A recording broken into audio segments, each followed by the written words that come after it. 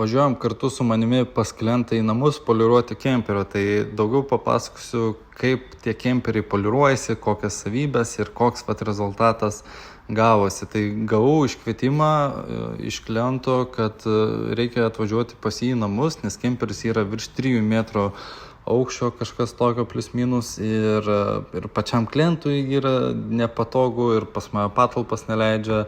Tai žodžiu, susitariau pas jį atvažiuoti. Tai matote, reikia priekį ir galą nupoliruoti bei padengti nano dangą.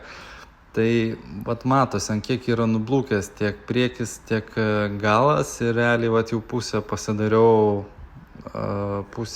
galo pasidariau ir jau rezultatas yra visai kitoks. Yra tas blizgumas atsiranda ir spalva. Tai žodžiu, kemperiai dažniausiai busiukai visokie ir panašiai būna akrilas.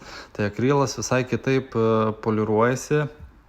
Tai reikia turėti omeny, kad reikia labai atsargiai dirbti su juo, nes pažeisti akrilą yra labai vieni juokai. Šiaip užsidėjau visus prasčiausius drabužius, kokius tik tais turėjau, nes žinau, kad labai dulkės poliruojant akrilą. Tai matote, kad koks busiukas kemperis yra tikrai gan nemažas ir reikia net ir papildomų kopėčių. O štai čia, kadangi poliruojant akrilą labai stipriai kemšasi padukai poliravimo, tai atradau tokį laifhaką su raktu tiesiog greitai prabraukti, nes kompresoriaus nėra, tai reikia kažkaip tai suktis iš padėties. Nes jeigu poliruojant kaupsis dar daugiau dulkių padukė, tai nebus to poliravimo efekto. Tai čia dar prasiardžiau lempas, žodžiu, kad tvarkingai pasidaryti, bet faktas liko keletą tokių įspaudiminių vietų.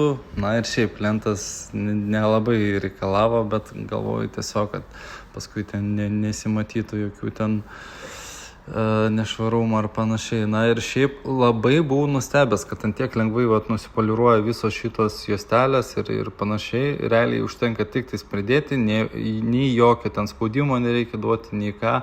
Na ir štai pasižiūrėkit, pirma pusė padaryta nupoliruota.